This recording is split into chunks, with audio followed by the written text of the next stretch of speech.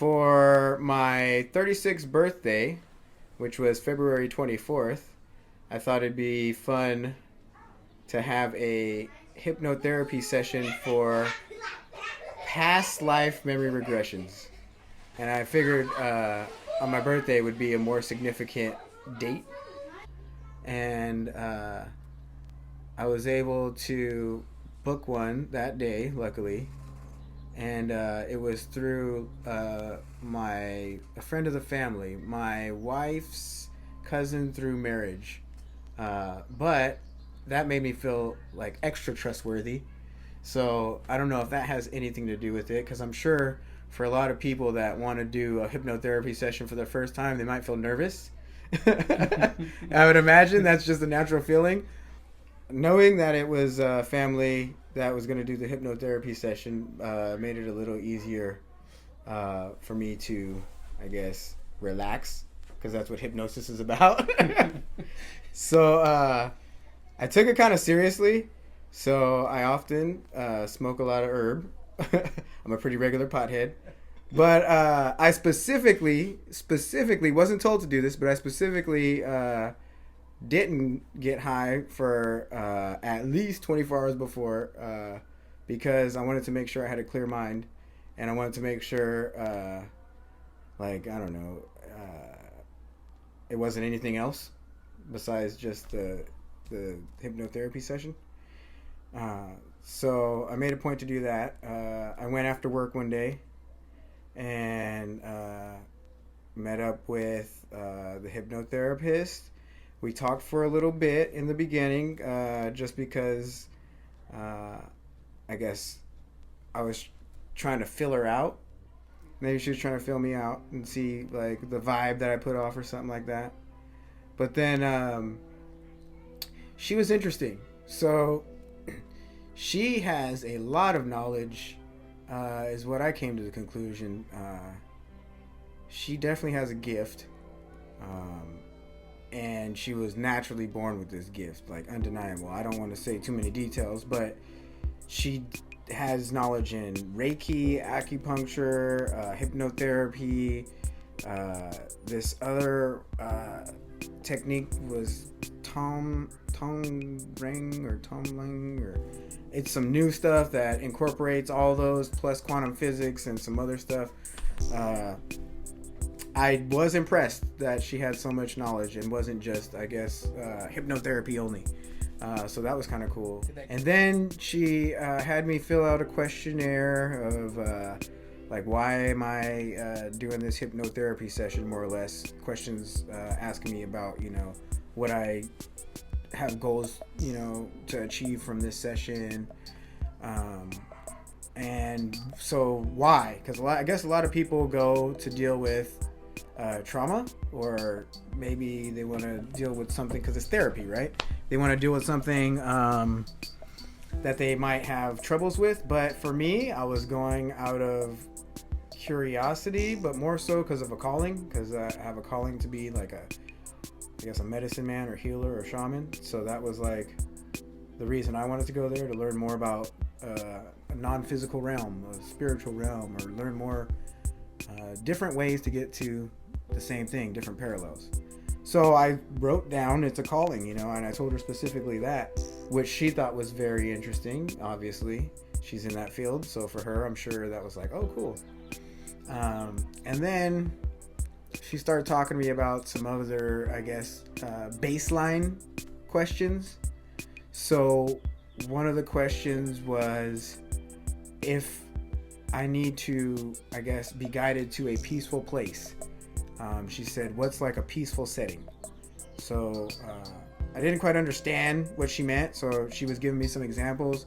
So she was saying like, oh, well, some people, they choose like a beach paradise, tropical paradise, or some people choose like old summer camp that they had in the, one of their best childhood memories, or some people choose the vacation in the Alps in the snow that they used to go to, or something where they have some of their best memories, like good places like that. And I didn't have like a place that I had remembered, but I was like, yeah, I'll take the tropical beach paradise option if I need it. Well, I could easily be relaxed. Yeah, I'm like, definitely not snow. Definitely nothing cold.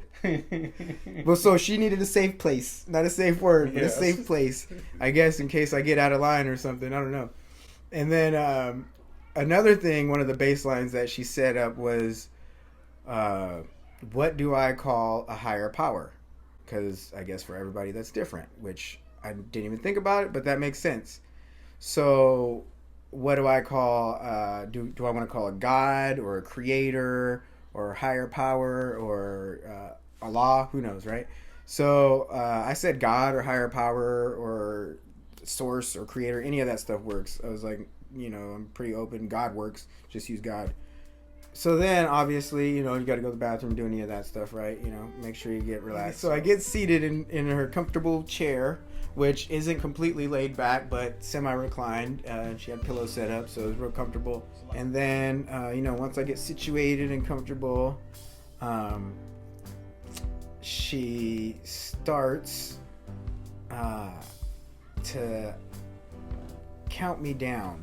So here's my disclaimer. So everybody thinks of hypnosis or hypnotherapy, or at least I did. I think of I'm going to be hypnotized and put under. And the disclaimer is, it is nothing like that at all. From my experience, it was more like a guided meditation. So she starts to count me down, and the countdown's kind of like a 10. You start to get relaxed. 9, your whole head starting from the top of your body gets relaxed down to your ears. 8, your chin and your shoulders start to calm down, and 7, your whole chest and everything below gets. So it's a visual relaxation technique, which I am also familiar with through these YouTube videos that anybody could go on for guided meditation, of how to relax your body, I guess you could say part by part, to really make you focus on being truly relaxed.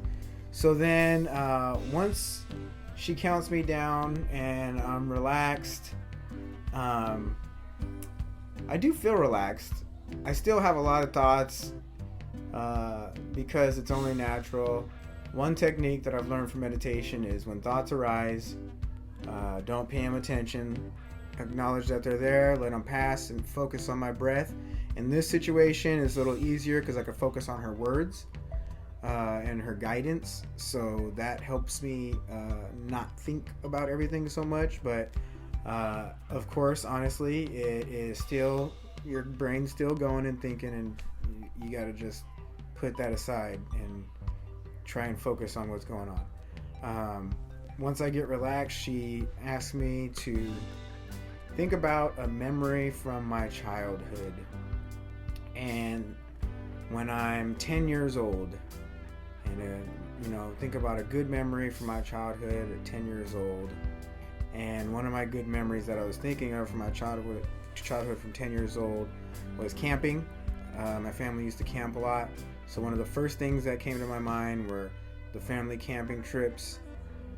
She didn't spend a lot of time on really visualizing that and trying to have me explain that. It was kind of, I guess, I would say a fast memory of that. And then, and this is comparing it to the other memories later on. And then she said, think of a time when you were 5 years old, a good memory. And instead of 5, I thought of my 4th birthday, which is funny because that's the picture that Sean posted of me and him. Oh, wow. But that was the good memory I had of when I was 5, but I was 4. And I knew I was remembering when I was 4, but close enough. So I was thinking of my 4th-year-old birthday party and all my family there. And I remember that was like a real big deal, a real big birthday party. And I thought I was the coolest. And that was a good feeling. And she counted me down to think of my 1-year-old memory. A memory when I was 1 year old is what she asked me to do. And I couldn't think of a 1-year-old memory, but I do have an infant memory that I do remember which is kind of cool and kind of rare. But I've already mentioned this to my family, so they've confirmed that it's a real memory. But I remember as an infant seeing girls running track. And at that time, my mom used to take me to go to my bigger sister's track meets.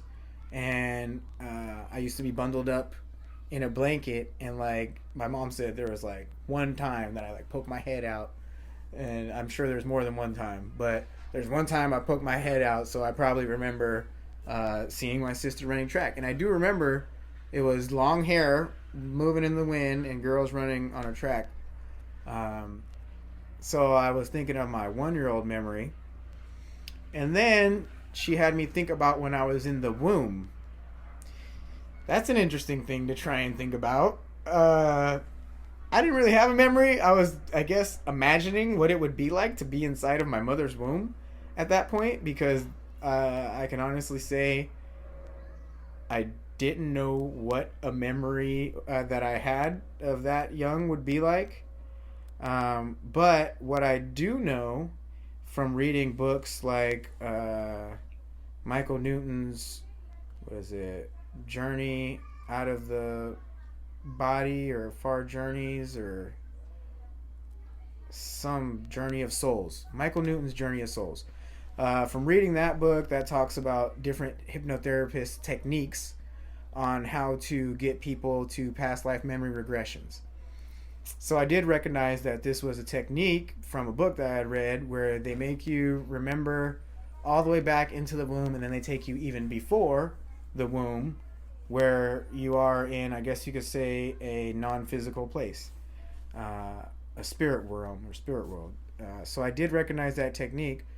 But then she actually switched it up to a different technique, which I also recognized through guided meditation, which is you take a vessel to go to different places in time or in the non-physical spiritual world.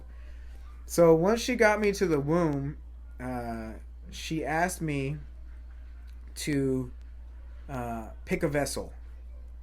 And she gave me examples of vessels that I could pick. She said, you can pick an airplane or a train or a car or a bike or a horse or a magic carpet or a cloud. I think those were the ones she repeated a couple times through this experience. So when she gave me those options, the one that called to me was a horse.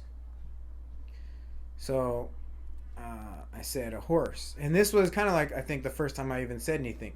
So the whole time before that, she was guiding me, but she wasn't asking me anything. So I didn't have to reply. So I guess that helped me get in a good relaxed state is probably why she didn't ask me. She didn't want me to interact. But for some reason, horse called me. So she said, okay, you get on this horse and you're riding this horse, and it's a lot of visualization. And she's counting me down again. So she does a countdown while I'm on this horse, and in the countdown she's explaining that when I get to whatever number, I'm going to be in another destination, and I guess she probably does say in a past life, and I guess that's it. That's all I remember. Maybe she says other. I'm sure she says other stuff, but it's all recorded, and I'm waiting to get that recording. That's another one. But when she counts me down, she says you're going to get to your destination, and you're going to explain what you see. So she counts me down, and I explain what I see when I get there. So again, disclaimer, I'm not gonna lie, at this point I'm thinking, okay, this isn't much of hypnosis or memory. This is what I'm thinking, this feels like I'm grasping and using my imagination, and maybe it's not a memory, more so it's my imagination. But just go with it, right? That's what, I'm here now. I'm here to experience this, so let's go with it. But the disclaimer is naturally that's what I'm thinking, so it's like, okay, that's what it is. and let's see where this goes. And it does go somewhere. It does change later on.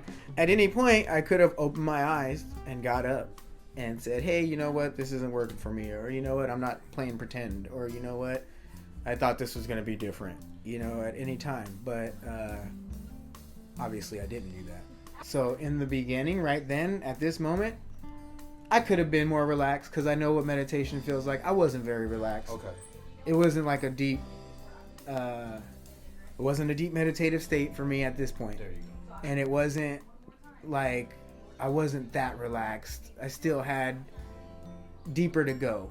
And it's funny that you mentioned that because after the session was over, I did tell her that. I gave her a little critique because I said in the beginning I could have took more time to get into a deeper state. But as I came to this place of my first life memory regression, the first thing that I saw when I was traveling on this horse and came to this place was a grassy field. And it was a yellow, dry grassy field, not like a very fresh one. It was, I would say, like a plain, like a Midwest plains of the United States. And I was just wandering. And I didn't get much, I would say. So then she starts asking me to explain how I look. I didn't really get anything this time, so I was honest. I was like, I don't know. You know, there wasn't much coming to me because I think I felt like I was using my imagination, and I didn't want to use my imagination. I wanted it to come to me like a memory, I guess. And then she was asking me, you know, what are you doing? And it was bland. It's like I'm just wandering alone by myself, no one around. And it's just a big grass field, yellow grass field. And then she asked me, like, what is your purpose in this life? I think. And these are reoccurring questions that she asked through all the different lives I've found out. But in this life, my purpose wasn't very clear. I'm like, to wander? I was like, I'm not sure. I guess just, you know, to explore is my purpose. And it wasn't, this was the first point that I came to, and it wasn't very much. And this is where, like I said, it was kind of like, am I making this up? Am I trying too hard? You know, I was a lot in my head. So she was okay with everything that I was saying. If I said I didn't know, she would move on to something else. Like, it was no big deal to her. But I guess, you know, I was wondering, like, is this it? You know what I mean? Like, you know, so I didn't feel silly. That's the one important thing, though. But during that experience, later on, I did get, like, a little more visual of what I look like, but again, maybe I was making it up. But I was like, I feel like I'm wearing a hat, like a cowboy hat. So maybe I was starting to paint the picture rather than remember the picture of a cowboy wandering in the plains of the U.S. or something like that, is kind of what it felt like. She asked me, how did I die in this life? So, like, fast forward to when you die. And I don't know. And I told her I don't know. It didn't really come to me on how I died in that life. So, again, it was very basic or very non-descriptive. And, like, I had to try. I felt like I had to try. So, we ended up going through that one kind of fast. The next time, so then after the death part, she then says, okay, that life is over and you're back on your vessel. And I'm back on this horse, and I get on the horse and start traveling again. And she starts the countdown process again of me traveling on the horse to my next destination.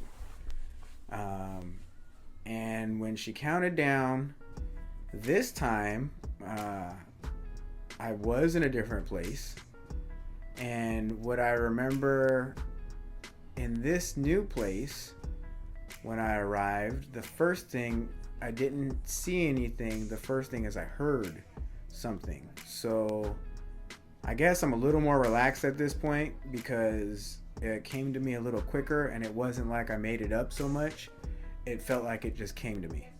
So the first thing I heard was water, like a stream, like water running. And then I started to see a stream. And she, asked me to describe what I saw. And I seen like a river or a creek or a stream, and in like a forest type setting. And I was fetching water. I was collecting water. And she asked me to describe she asked me to describe what I look like, but before I thought about what I look like, I felt I was like collecting water to bring back to my community or my tribe or something like that, right? So she asked me what I look like, and this time I actually got something. So this time I actually seen what I look like when I thought about, what do I look like? This time, as interesting as it was, I looked like a black woman fetching water. Like, I guess you could say African tribal wear. I would say not like ancient tribal, but not like nowadays, kind of mid old. I don't know. I didn't get a date, but I didn't feel like it was like a long time ago tribe. It felt still like, I guess almost modern, like pre-modern, 1800s. Yeah, maybe something like that. But it definitely wasn't like ancient, and it wasn't like new. Because it was like colorful, like dashiki stuff. You know what I mean? Like it wasn't like plants turned into or pelts turned into clothes. It was like cloth. It was like material, textiles. And I was fetching water to bring back to my community or my tribe. And I noticed I smiled a lot, and that was something that stood out in what do I look like. Part of what I looked like was I was always smiling, and I went back to, I forget if she navigated me back to, or I went back to, or she asked me something that made me go back to, but I went back to where my community or my tribe was. And she was asking me, I guess I'll go to the basic questions because I think she was asking me more stuff, but she was asking me like, what's the purpose of this life, right? So in this life, I felt my purpose was to contribute, to be a contribution to the community, to the tribe that I was in. And it was gratifying. It was a good feeling to contribute. And that was the purpose that I got out of it. I didn't have a spouse, or I didn't have kids. I was alone in the sense of like, family that I was directly having. But I was a part of my community, and that was like good enough. And I was very happy. I really seen myself smiling a lot. And then in that life, I was fast forward to how did I pass in that life. So in that life, I seen myself as an old woman in my hut or house, my shack, whatever you want to call it. It was more like a hut. And I was still like a smiling old woman, but I died of natural causes, is what I felt in that life. But I remember thinking like I was alone again in that life as an interesting thought. Like, the first one I was wandering all by myself. This one, I didn't have, I guess you could say family, even though maybe my tribe was my family, but I definitely noticed that. It's not like it bothered me. Didn't bother me in the other one either, actually. But it was something that I now mentally paid attention to, like, oh, that's interesting. And this one instantly was more vivid, more rich. But at this point, there wasn't a lot of smell. There wasn't a lot of like bodily feeling. But there was a lot more description, a lot more information that came when she asked these questions. And at this point, I'm thinking in my head, like, well, you know, I'm probably not making this up, or this is a lot more imagination. I'm a real good storyteller, you know. Shit was getting real. This is where it started getting interesting for me. I will say that. This is for sure where it started getting interesting, where I was just trusting the process, and the process was starting to work on me. That's a good way of putting it. At this one, I felt like I wasn't trying so much, and when she would ask the questions, it would kind of snowball a little bit of information to me. So she would ask something that I would think about, and then I would think about it and answer, and that would lead to more. Just like your brain works normally, it starts to chain these remembering things together, or chain these ideas together. You start having chains of things. It was more so like they would be triggered by the question, and then it would keep going on its own until another question was asked. And sometimes even after the question was asked and I was answering that question, other things from the last question might have been coming back to me later. Like the first one, later on I ended up getting the feeling I was wearing a hat. Even though, like, she asked me in the beginning, hey, what do you look like? And I'm like, I don't know. I don't look like anything. I can't tell. But then it was like, well, oh, and I forgot to say that. I was a man. Oh, it's like, well, I feel like I'm a man riding a horse. You know what I mean? Because she does ask that. Yeah, so that's a reoccurring question. Are you male or female? Another reoccurring question that she would ask throughout lives, and this is a common theme, is do you recognize anybody in this life in your life now?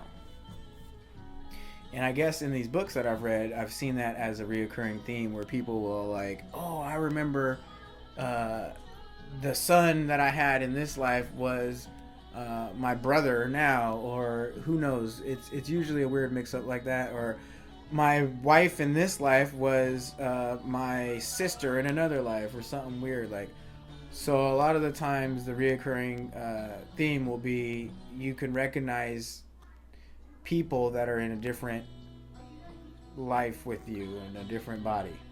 That's something that I've read about, but for me, in my hypnotherapy session, in my experience in this one, nobody throughout all of these lives that I went through, nobody was somebody I recognized, which is interesting. Another question she asked me, because she knows the intent of why I was there, my calling, she asked me if I was a priest or shaman or medicine man or any type of healer or anything like that in any of these other lives. And no, not in any of these other lives was I any of that. And then towards the end of the life as the black woman in an African tribe, I died peacefully or of old age. And, she asked me if I fulfilled my life's purpose, kind of, you know what I mean? Like, what's the meaning of the life? And did I fulfill the purpose? And I felt like, yeah, there was closure with that. And with that life, it was, I would say, a good, positive life that was very happy. That one was a happy life. The other life before that was very, like, bland and nothing and blah. And I didn't have any, like, happy feelings with that. This one, I actually got like the feeling of being happy a lot too. So that was kind of cool because you do get the emotions, like in a dream, you get emotions. So that's kind of the good part. And then that life came to closure, and I got back on a vessel again. And this time, when I got back on a vessel. I think she asked me if I wanted to change vessels. So I think she asks if I want to change vessels every time. But this time I said yes. Last time I don't think I said anything. This time I said yes. And this time I changed my vessel to a magic carpet. Because I thought that would be fun. Because it was an option. So on the magic carpet, she tells me I'm on this magic carpet, and I'm going through to a different place, and counts me down, same process, and then when I get to my destination, explain where you're at and what it looks like. So this time I arrive in the magic carpet, and the first thing that comes to me is a giant mountain. And I see a big mountain, and it's kind of like overcast weather, kind of gray, but it's like a rocky mountain. And it was a lot of gray is what came to me first. And then she's asking me, am I a man or a woman, or what do I look like? And in this one, I'm a man. And I think before she asked me what I look like, I think what came to me, and this time it is a lot more, I'm in a more deeply relaxed state, and it is a lot more vivid. It's a lot easier for these things to come to me, and I'm not feeling like I'm making them up anymore. This time I feel like... Not at all. Yeah, I feel like it's kind of just rolling in. So I noticed that there's a cave in this mountain that I'm living in. But she asked me, to describe what I look like. And in this one, I'm a brown male, kind of like, I guess, brown like complexion I am now. And I live in this cave, and I'm wearing like, what is it, peasant clothes is what I described it as. Like makeshift shoes and peasant clothes, and very poor, meager looking appearance. I believe I even had longer hair in this one, like long, naturally dirty and wild hair. And I'm living in this cave. No shampoo. No shampoo. Living in this cave, isolated from the rest of society, intentionally. And I can tell that I chose to not live in society. Like, I get the feeling that there is a civilization and society or something that I could be a part of, but I chose to live in this cave, in this mountain. And different visuals that come to me are like, I'm cooking over a fire. I made a fire and I'm cooking over a fire, and just living off the land. And she's asking me what the purpose of this life is, and what I'm doing and stuff like that. And I've chosen to isolate myself to find myself, to better know myself. And in that instance, I find it odd, again, I am alone.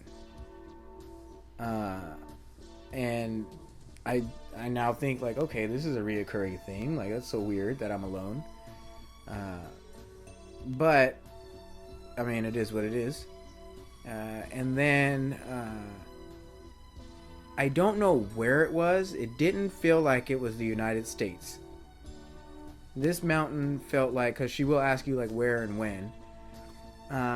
This mountain felt like it was not the United States, probably another country. I don't know where at the time, but it wasn't like snowy cold. It was just like gray and overcast cold. Might have been like snowy at the mountaintop, but more so it was just gray and overcast and rocky. I remember that. And then I chosen to isolate to better know myself. I mean, that was the purpose of that life. A big contrast to the previous life of me being happy. Wasn't a lot of emotion. It was a lot of solitude, serenity, but like just, what's the word, solemn.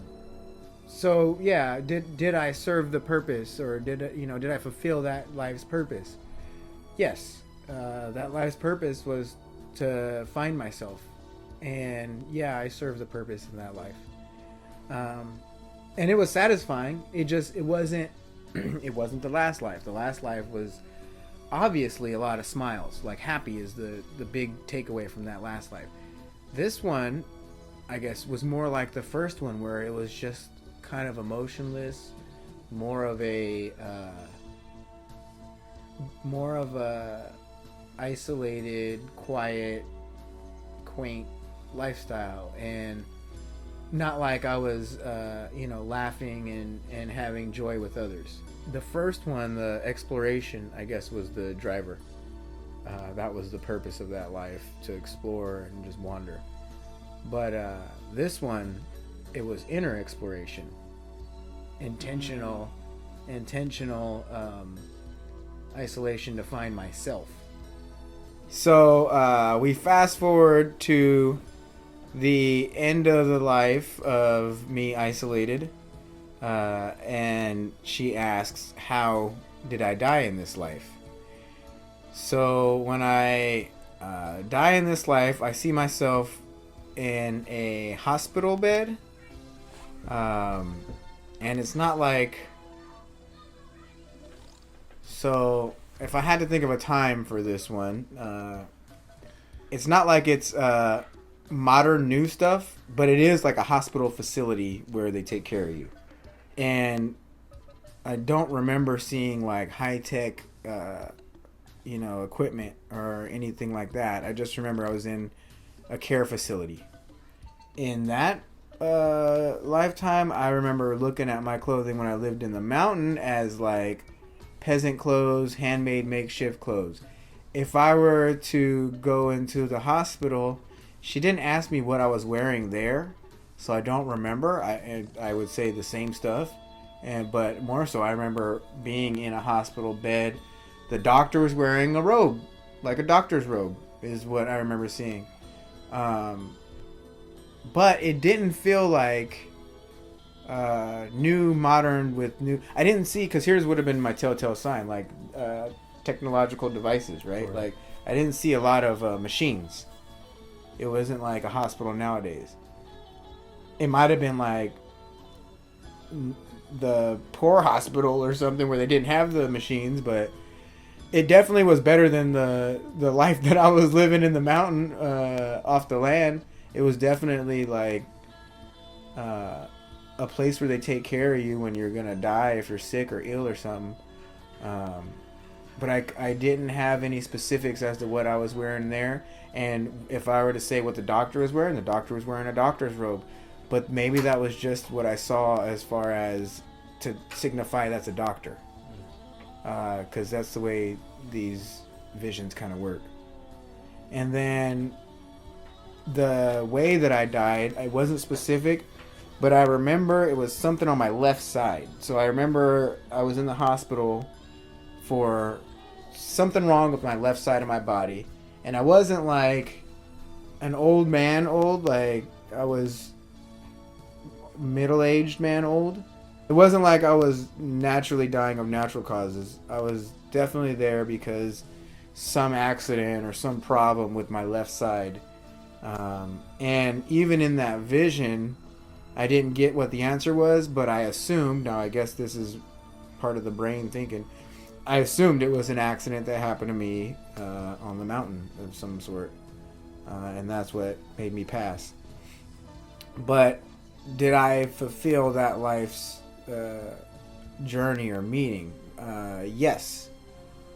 In that one, I chose to isolate myself, to find myself and know myself. And I did feel like I accomplished that in that life. And, that was a good life. It was just bland, kind of, simple. It was a simple life. And again, the reoccurring thing of being alone was striking me as I was thinking as a person now, striking me as an odd pattern that kept popping up, which I thought was odd. Like, oh, that's weird. I'm not very alone now, but I guess that was a reoccurring theme previously. But then, so that life that life I passed, and that one was over. Any feelings? I would say it was cold. I did feel that it was cold. Not snowy cold, but like overcast, gray, and cold was what I kept getting in that life, in that vision. As the cave-dwelling, isolated man, I died in the hospital bed. I served my purpose, and my purpose was to find myself. And then I get back on this magic carpet to go to the next destination. So my vessel is the magic carpet. Getting countdown again to the next destination. And by this time, You're deep. I'm convinced. Yeah, by this time I'm deep. But this time, like, I'm convinced, like, there's no way I'm making this up. Like, by this time, it's like, man, either I should be a story writer because my imagination is kicking in, or these are memories of past lives. So I'm definitely, like, going with it, and I'm starting to feel good about the results by this time. And things are flowing better, so that helps, you know, the experience as far as feeling like this is working and this is authentic. So I'm on the carpet, and we count down to this next destination. And this next destination, instead of the place being the first thing that I see, like the setting, the first thing that I see is a blue dress. So the first thing I see is myself. So in this life, I am wearing a blue Victorian dress, and I'm a blonde-haired woman. And that's what I see myself as. Blonde-haired woman in Victorian times. And I start getting the place after I see myself in this elaborate dress. And I see a big Victorian house, or maybe like down in the South, how they had those old plantation houses. Maybe something like that. And it's a trip because, like, this one's vivid, and this one, like, I hear the sounds of the house, and this one, it's like, it's rich, like the wood decoration in the house and how elaborate everything is in the house, and the experience in this life is more vivid and descriptive, and it's just flowing and coming to me more naturally, and like the feelings are more intense, and the information and the visual experience is more intense. And then I would say, as she starts going through different parts of my life, and asking me, you know, what's around and what am I doing, the thing that stands out the most in this life is my husband. And in this life, I am a young blonde woman with an older husband. My husband's older than me, and he is a angry asshole of a man. And that's the thing that really stands out in this life. And I felt it, like, emotionally. I felt it.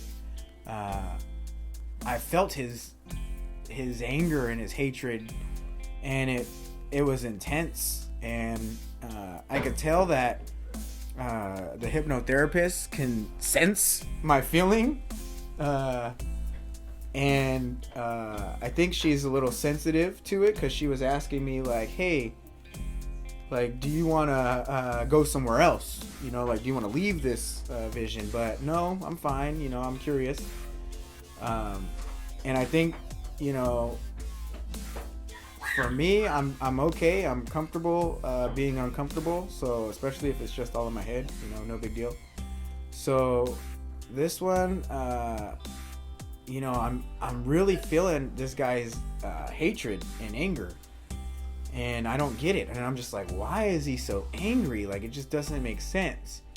But you know, she keeps asking me more questions, but that seems to be my main focus once I feel his energy and how he is and who he is as a person. But in that life, I have a boy and a girl. So I have 2 kids, and the purpose of my life in that life was to take care of my 2 kids, to make sure that they don't get influenced by this negative man, and I take care of the kids and do, I guess you could say, basic housewife duties, but nothing satisfies him, and it's just like the reoccurring feeling of just how bad of a person he is to me, and that was like the main emphasis of this life. And again, by this time it's more vivid, so I'm like feeling it. I'm like really feeling like, man, this guy's like such an asshole. So we fast forward to my death in this life, and in this life I see myself lying in bed sick. And the bed was in this house, and you know, the doctor or nurse would come and take care of me, but I for sure was young still, and I died of some illness where I was coughing a lot. I see myself coughing and dying in bed, and even in that moment on my deathbed, this husband of mine was still an angry, heartless. He still didn't care about me at all. And in fact, I remember that in this vision, like, he had someone lined up already to take my place. Like, he already had another female lined up to take the spot. So it was a lot of unpleasant feelings in this life. And this life was, it wasn't like a happy life. It was a troublesome life. And that's what I felt a lot. And it was mainly because of the husband. I think that was the obvious thing. And I guess, you know, did I fulfill my purpose in that life was, you know, one of the reoccurring questions. And I did. My purpose was to make sure the kids, you know, didn't get affected by this man's negativity. But I still didn't understand why he was such an angry person. So the hypnotherapist ended up asking, you know, and I guess this is why she asked those base questions. You know, do you want help from a higher power, or do you want God to help give you clarity to understand, you know, why he was so angry? And I said, yes, you know, yeah, I want some clarity, some closure, right? Who doesn't like closure, even if it's imaginary or a memory of a past life closure? So with the help of God, or a higher power, or whatever you want to call it, but I'll call it God. With the help of God, the answers that came to me were, he'll learn, he'll find out one day, you know, he'll learn one day. And that was it. And that was good enough, but I mean, that was it. Like, you know, that's just, it's just how he is, and he's going to learn one day. He'll figure it out. And I did my due diligence by, you know, raising the kids with the right compassion, so they have that in their life, you know. So that was a rough one, because it was an emotional experience in that life, and I felt the emotional experience. And the other one that was an emotional experience was a happy emotional experience, was the woman contributing to the tribe, and like everybody was smiling and I was smiling and it was happy. This one was like anger and fear, hatred. It was a lot of bad feelings. When you were passing in that life, do you remember the kids at all? Prior to passing? I know you had the sentiment about the husband that was... I don't remember them being right there. No, I don't. When I remember the kids, I remember taking care of them as young kids, not as like teenagers or anything like that. They were young, younger than, let's say, 12. And I think by the time I passed, I was probably still young is what I seen it as. But maybe they were just a little bit older, but I don't remember them being around when I was dying. Maybe because I wasn't taking care of them. Maybe because the new chick was taking care of them. I don't know exactly, but I do know when I was on my deathbed, the part that stood out to me the most is this dude still didn't care about me, and he already had another chick lined up. Like, he already had another wife ready. And that to me was like the biggest information and stuff that came to me. So this life passes as a blonde woman, and then I go onto a different vessel. So I chose a different vessel after this one. I wanted to switch it up. Starship Trooper? Yeah, well, because, I didn't want a reoccurring bad experience, I guess. Even though it's fine, it's, I guess, all in your head. So this time the vessel I chose was a cloud. I decided to hop on a cloud and float around.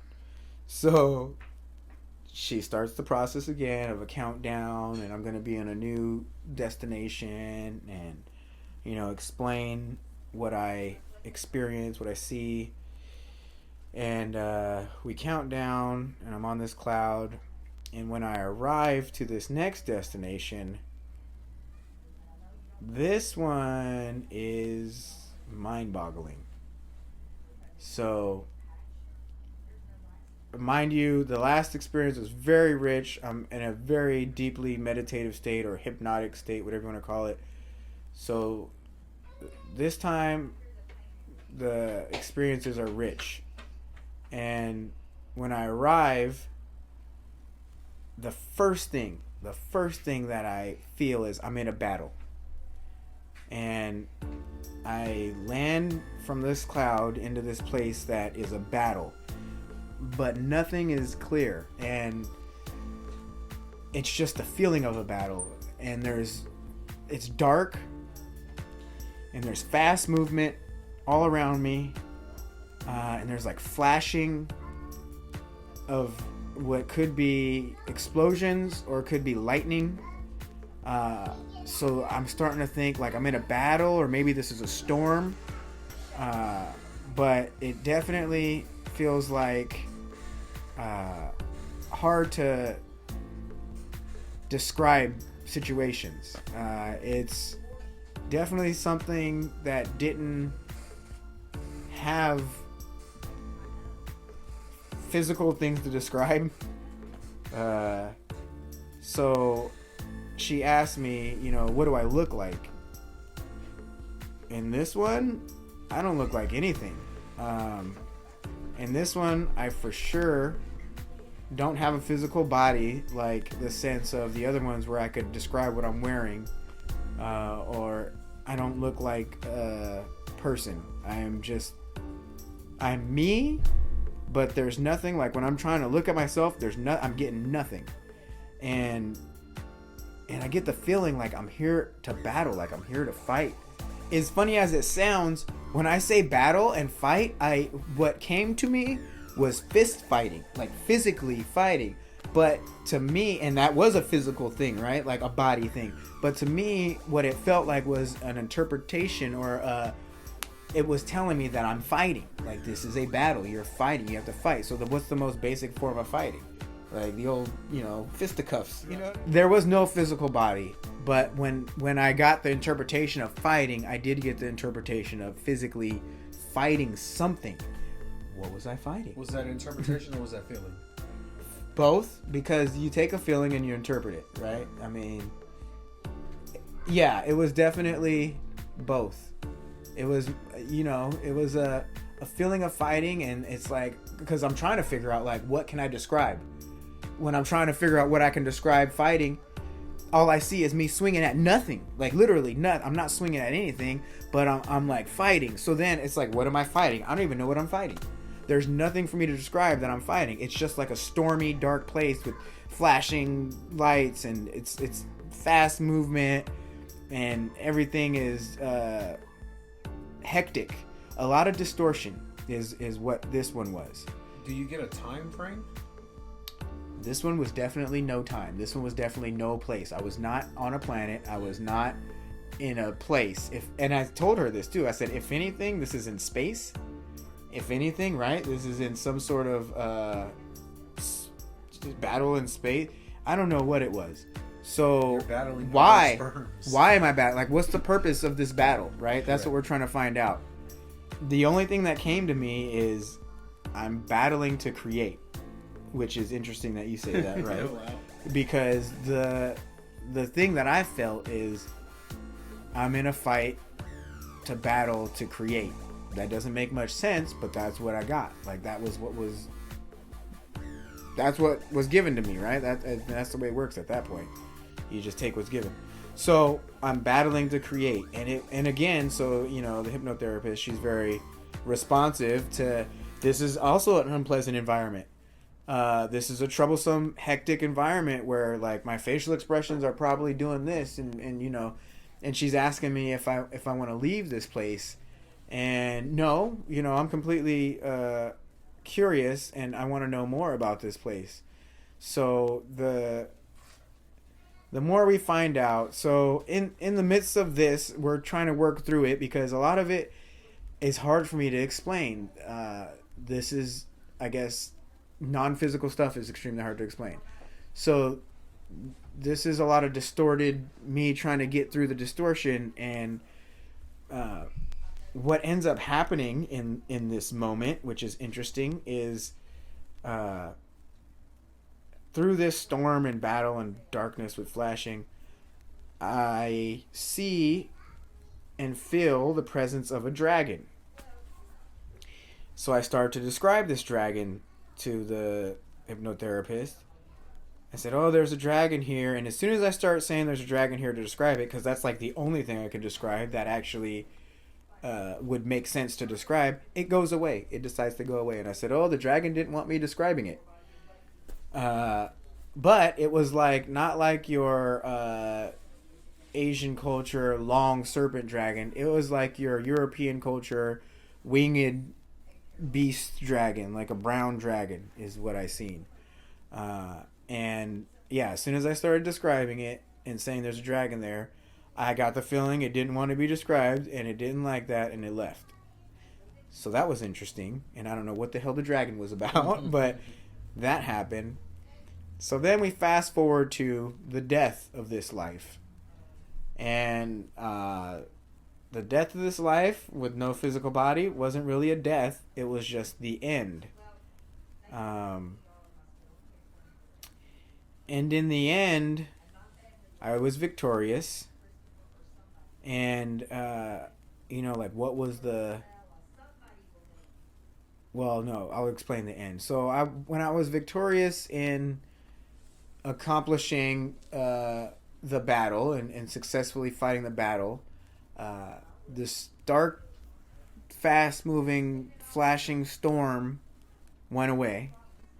And then a bright light came, and things were like light and good and felt good. And the purpose of this life was to fight, but this was like my hero moment. Like, that's what it felt like. Like, what, did you fulfill, the purpose of this life? But the purpose was the battle and to have my hero moment. For whatever that means, that's what came onto me. That was my hero moment. And that's, when I won the battle and light came and things felt good. And then the dragon came back, which was an interesting thing. And mind you, the dragon's not like a scary dragon. Like, it didn't scare me. It wasn't like something that, was trying to attack me. And I guess it wasn't even a good dragon, right? It was just the presence of a powerful dragon. And that's how it came to me. It was just there. I think that that is a life for me in a non-physical realm. And I think that the way to create, if you want to say, you're creating planets or people or whatever you want to say you're creating, this is my interpretation. The way to create is through a battle, as weird as that sounds. I mean, the way we're created, we come through our mother's womb, and how painful is that? So my interpretation is it's hard work to create something new, genuinely new. And I think in that life experience, I was a non-physical me doing my job as a creator, as someone who creates. The dragon, as a powerful presence, is just that. There is also and always some sort of a higher power, or some sort of a guide, or some sort of a bigger you, or a mythological powerful you, like you can't do it alone, like nothing you can ever do alone. As much as it is all you and all that stuff, there's always going to be, I guess. Yeah. To me, the dragon was simply the powerful presence, not good or bad, but powerful presence of the myth, right? The mythological thing. So a godly like presence is what I interpret it as. Something more powerful than you. Yeah. Something higher. And because a dragon is, because I was wanting to describe something so hard, it came in the form of a dragon. It could refer to my inner dragon. I think, and this is why my interpretation is, I think it's just the symbol of a powerful, higher power, or mythological, powerful, creature. But it didn't feel like me. That's for sure. It felt separate from me entirely. It didn't feel like I was the dragon, or there wasn't even like communication with the dragon.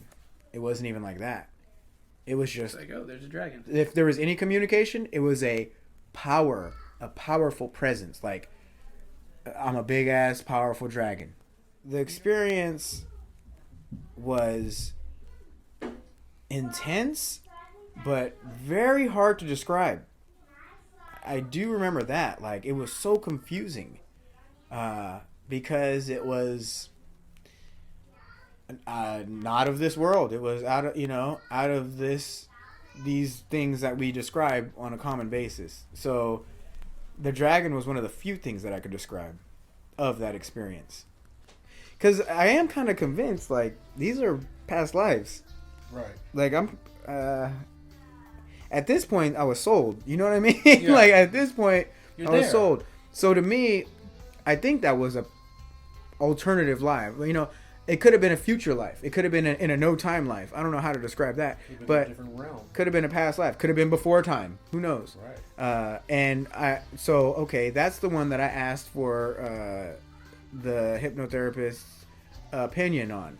Because that was, so after the session, and the session's not over, but after the session, I asked her about, like, what was up with the dragon in that weird place that I was? And her interpretation was, she's like, I've been there before. She's like, I like to call that before time. So for her interpretation was that was before time. Wow. Before time, in the beginning, like some of the beginning forms of creation. And I kind of, so maybe she influenced my interpretation, where I think, like I said, and I don't think necessarily before time. I think as not in this physical incarnation, when I'm hanging out in my spiritual incarnation, just enjoying playing with time, because there is no time in a spirit world. I think that I create there too, but to create there, you're creating stars and galaxies and life, and you're creating atoms, you're creating structures of the essence of things. You know, this is my interpretation and my beliefs, or whatever you want to say. But I think in some way, shape, or form, I am a creator of these simulations that we are in. You know, like I'm a creator of things that are core essentials to different physical realities, you know. But the important part that I took away from that is it's a battle, it's a struggle, it's not easy, you know, it has to be that way. To build your muscles up, you got to break them down, right? Yes. It has to be that way. Gotcha. You know, and mentally it's that way too. You know, a lot of the times you go through the hard stuff to learn and appreciate the good stuff, you know. So I think in that life, that's what that one gave me, was a perspective of battling it out to be the hero, and I will create as a hero. And that is, I guess that's another thing. So since I am such an artist, maybe that's like a goal that really drives me. Like maybe I really look forward to creation. Maybe that's like something that I'm passionate about instinctively on a very subconscious level. I felt the fight. I felt the struggle. I felt the uneasiness. I wouldn't say I felt exhausted. There was an exhaustion. I think if I would have felt exhaustion, I would not have won. You know what I mean? Yeah. That would have defeated me. I think I felt how hard it was and how hard I had to fight. I felt like it wasn't going to be given to me. I had to fight for it. By this time, I was deep in it. By the time I got to the blonde woman, that's when I realized how deep in meditation or how deep in hypnosis I was, because I could not get away from the feelings of my husband in that life, and it was real feelings. So all right, so that fifth life is over, if you want to call it a life, and then I get back onto the cloud. And the good thing is, I do feel really good after I won the battle and I get the hero moment. Like, and I feel that hero moment, like it feeds my ego or whatever the hell is the ego. But like, I feel like I'm victorious, and that is a positive feeling, like that. And that's how it was defined to me, a hero moment, whatever that means to anybody. So then I get back on this cloud, and she's doing the countdown to another destination. And this is the final life, but I don't know that. But so already by now, I must be at least like an hour in. So then I'm on this cloud, and I get countdown to the next spot. And the next spot, the first thing that I see in this spot is myself. And when I get to this next destination, I notice I'm wearing a suit. And it's an emphasis on like how good I look in this one. And in this one, I'm wearing a nice suit. It's like the 20s, like 1920s, roaring 20s area. I'm a black man. And I look, and it's just emphasis on how good I look. Like, I look good. I'm dressed nice all the time, dressed to the nines. Like, that's, you know, the saying of the time, right? So I feel like $1 million, you know, and this one's a real good one. This one's a real happy, good feeling life, which is a good change from the last two that weren't so happy. And this one, I'm the owner of a speakeasy. I own a bar or business or club or whatever you want to call it. It's speakeasy. And I run my business really well. I'm successful. And it came to me. I even got the cops paid off. Like, I'm all good. I'm a ladies' man, and everybody wants to be me, and everybody, you know, likes talking to me, and I give people advice. And, you know, I own the place. Like, I'm the man. You know what I mean? Like, it's a great feeling. And again, I'm very deeply into this meditative state or hypnosis state. So things are very rich and vivid and vibrant, and it's a great experience. Like, the place I own, the club, like I could hear the music playing and see the dancers dancing and everybody having a good time, and I'm having a good time, and it's the happening place, so it was a real Any gambling? good experience. No, there was just drinking, dancing, and music. There wasn't any gambling. And I keep getting like the emphasis on how good I look, which is interesting because it makes me feel good. And everybody looks up to me, makes me feel good, and all my interactions with people seem like very positive. And mind you, if I own a bar, it's probably not the most positive place because alcoholics hang out there. But for me, the experience was a really good experience. And what's the meaning of this life is often the reoccurring process. And did I fulfill the purpose of this life, right? The meaning of this life is to learn that I don't have to be alone, that it's actually better to socialize and share and be social and have a lot more people involved. And I fulfilled that meaning. That's what the lesson was learned in that one. Probably also, as you were asking, do I think the sequence of the lives were meaningful? I think that I had to be shown something positive after 2 negatives in a row, or 2 troublesome experiences in a row. I probably had to have been shown something that was fun or good. Probably I maybe didn't have to, but I feel like that's what the message was there. And I definitely understood the benefit in camaraderie and socialism and getting everyone involved. That was definitely the core value lesson that I got out of that one. And then, how did I die? It's so funny how I died in this one. I laugh at it every time. So, how did I die in this life? I got shot in the abdomen on the floor of my business and died on the floor of my business. Got shot by what I would say is a peer, maybe a patron, maybe someone who was mad at me taking their business. I don't know, but it's not like the cop shot me. It was like a peer, someone who was one of my peers, shot me, and I died as like a middle-aged man in my own business, on the floor of my own business. And in that one, I was trying to see if anybody was people that I'd recognize from this life. But no, I kind of wanted to make it so. Mm-hmm. I kind of hoped and was like reaching to see, is this person?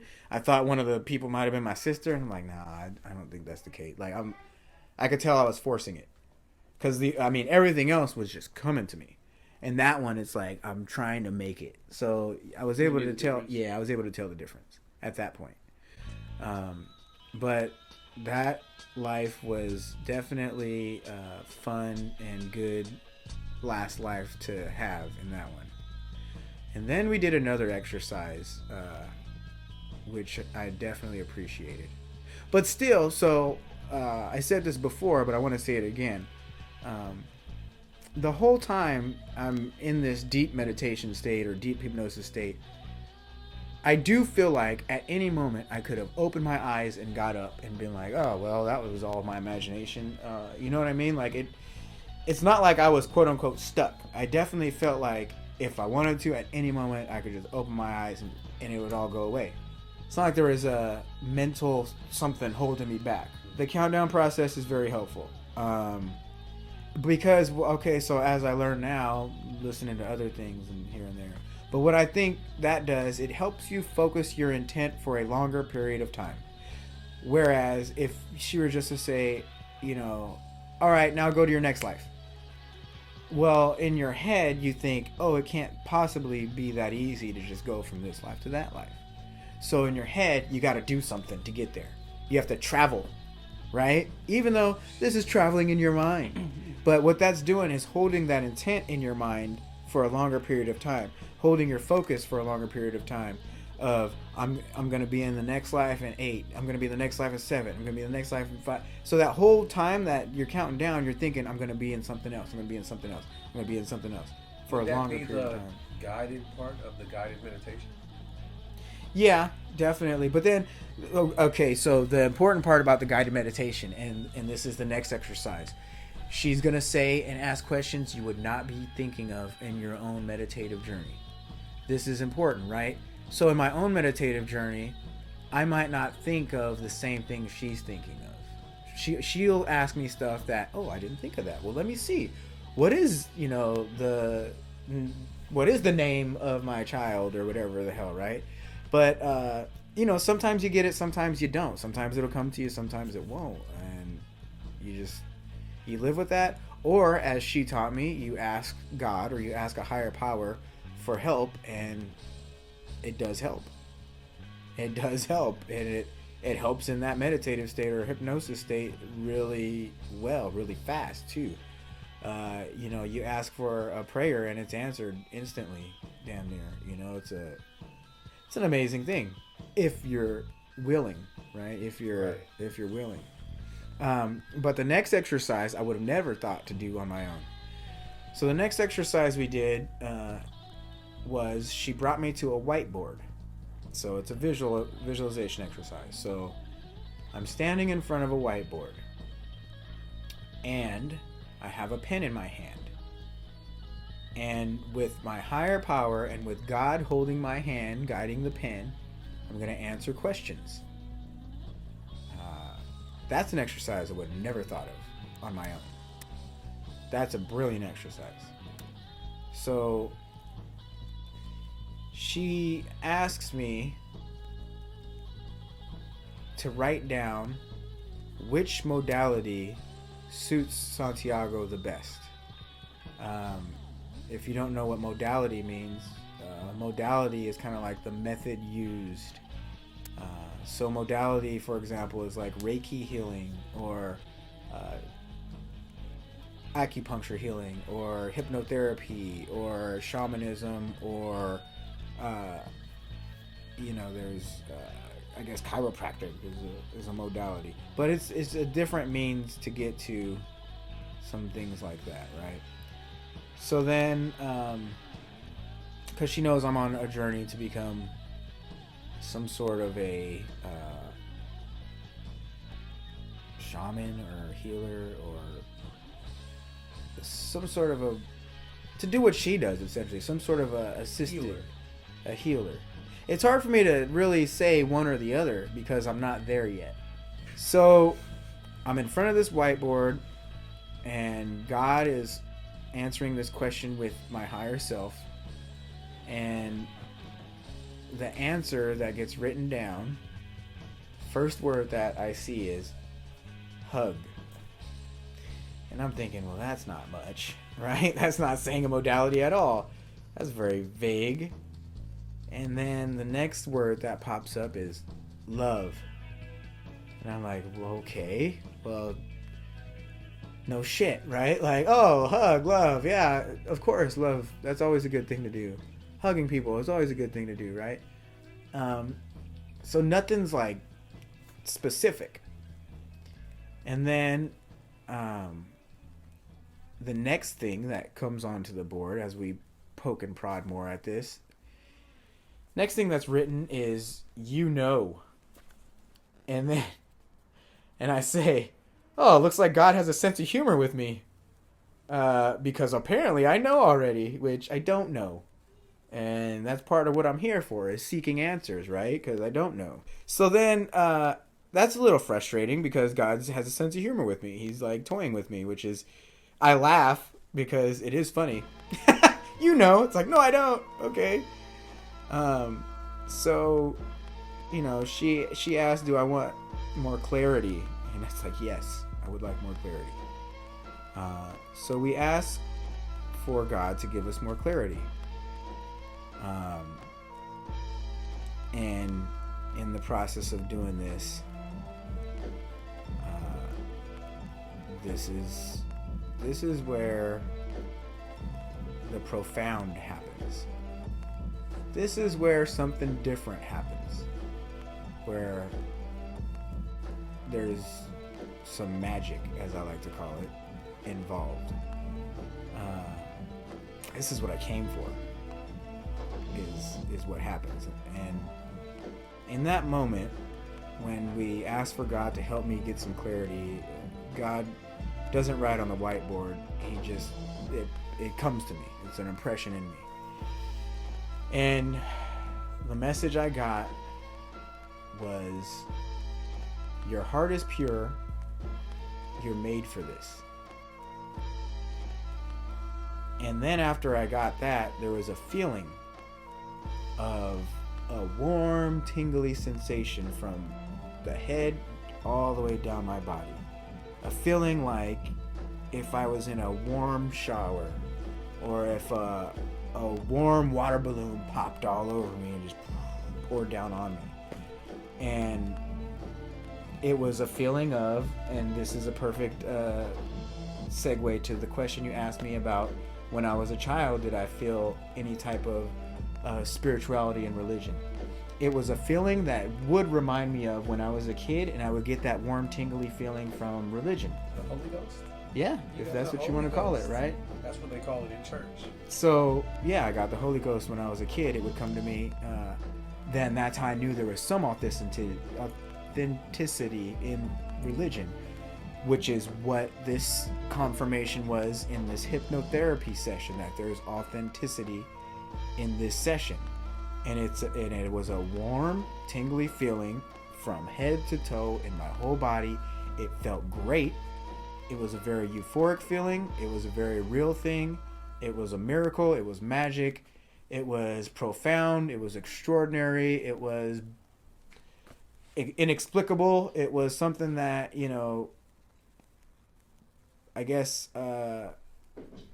people that don't experience this feeling may not understand. So I got confirmation that my heart is pure and I'm made for this, whatever that means. But to me, it was significant. And to me, it was a good point to end the session, because that was the feeling of, this is what I was here for, hoping to find. I was hoping to find something profound through a completely sober, altered state, through a state where I specifically didn't drink or smoke or do anything leading up to this, because I wanted to make sure that I was clear-minded and this was all happening within the sober Santiago. So I got that confirmation. I got that out of this world feeling and experience through a hypnotherapy session. And then that's when we ended the session. And she asked me, is this a good point to stop? I said yes. And she asked me that before, I think, and I said no, because I wanted to know more about the dragon place that I was at. And I think we ended up revisiting that again for some reason. And then she counts me to being awake. She counts me down to waking up. So then the interesting thing is, when I did come to, and I get up, and I'm like, whoa, I didn't realize how deep I was under. Did not realize how relaxed I really was, and how now that I'm back, I'm like, man, I did go somewhere. That was a trip. You do travel to these other places, and you can say it's past lives. A lot of people that are into Hindu, they will say it's the Akashic records. There's different ways to explain what it is, but for sure I was not in the physical senses. I didn't have sense of the physical body as much. That's how deeply in a meditative state or hypnotic state I was, where and again, my mind is saying at any moment you could open your eyes and get up, and that's true, but I probably would have tried to get up and fell back down. Mm-hmm. It is extremely hard to turn the brain off. The brain's always going to be the brain, and part of the brain is, oh, this ain't shit, You know what I mean? Like, oh, I can just get up and walk away. Yeah. Oh, you think you're experiencing something? Puh. You've already experienced real life. This isn't nothing. You know, this is all in your head. You know, the brain's gonna be the brain. It's gonna try and convince you of things. But yeah, I mean, that's what the brain's supposed to do. Had some chats about that too, didn't right? we? Yeah, it's made to do that. That's what helps you in life, believe it or not. And this is also a thing I'm learning, that you want to balance that. You know, it's not like you want to get rid of it completely, because then, you know, you wouldn't be able to do day-to-day tasks. So you got to find the balance of using your brain, using your intellect, but also still being connected to the reality that is the non-physical. You know, everybody's connected to that, whether they want to admit it or not, but we all have to sleep. Everybody goes to sleep. Everybody has dreams. Undeniably. That's the same, you know, reality that I'm talking about. And it's part of our reality. It's very real. So would you say you were in a dream state? Those are parallels. Yeah, that's all the same thing, right? That's all the parallels. Dream state, meditative state, hypnotic state, prayer. You know, prayer gets you there too. Complete physical exhaustion can get you there. Correct. You know, you could completely exert yourself physically. Starvation, fasting, you know. Yes. And the exact opposite from what I've heard. I haven't experienced this one. But the exact opposite can get you there, which is sensory deprivation. Isolating yourself in a cave in complete pitch black darkness for days on end. You'll start to hallucinate and tap into some out-of-worldly stuff, you know. Go nuts. Well, that is going nuts. Another important thing that I'd like to state for the record is, after this, you start to question, like, did I make it all up, or is it a real memory? Is it my imagination, or is it some real type of experience? Like, your brain wants to process, is it real or not? And a good takeaway that I heard someone else say, but it's very important to me for this experience. Even if it's... And it's funny because I said this to a friend of mine. So after I had this hypnotherapy session, a close friend of mine, she said she had gone to a hypnotherapist and had a hypnotherapy session, and she wanted to talk to me about it. And she had not said that to anybody else because she was kind of, I guess, afraid or timid of what people would think about her. Well, me, I'm the exact opposite. I'm like blabbing it out to the whole world, excited to share it with everyone. So she came up to me and said, hey, I want to talk about your experience, you know, and share my experience with you. That way, you know, we could kind of compare notes, right? Like, what did that person do to you? What did that, you know, what was it like for you? What was it like for me? And she explained the same thing, how she didn't know if she was making it up or if it was real, or, you know, everybody has those same thoughts. But later on, what I had text her was, even if it's your imagination, even if it's all in your head and you make it up, even if you're talking to yourself and you're having conversations to yourself in your head, what's important is the information. If you get important, valuable, significant information that you can use to help you grow, that can help you help you heal and be healthy, that can help you evolve, essentially, you know, it's valid. Like, it doesn't matter the source, and it doesn't matter, you know, if you think it's true or not, believe it or not. What matters is the important information gonna be valuable for you to use to benefit you. And that goes with everything. So the big takeaway is you can treat every experience that way. If you learn, you never lose.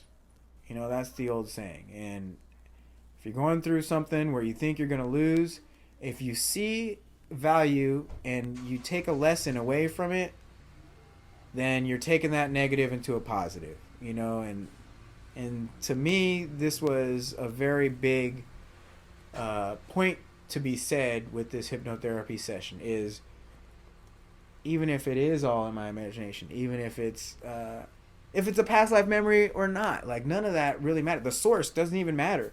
It's like, am I learning? Am I getting something that's going to make me a better person? Is it going to help me in life? Well, yes, then yeah, then take it.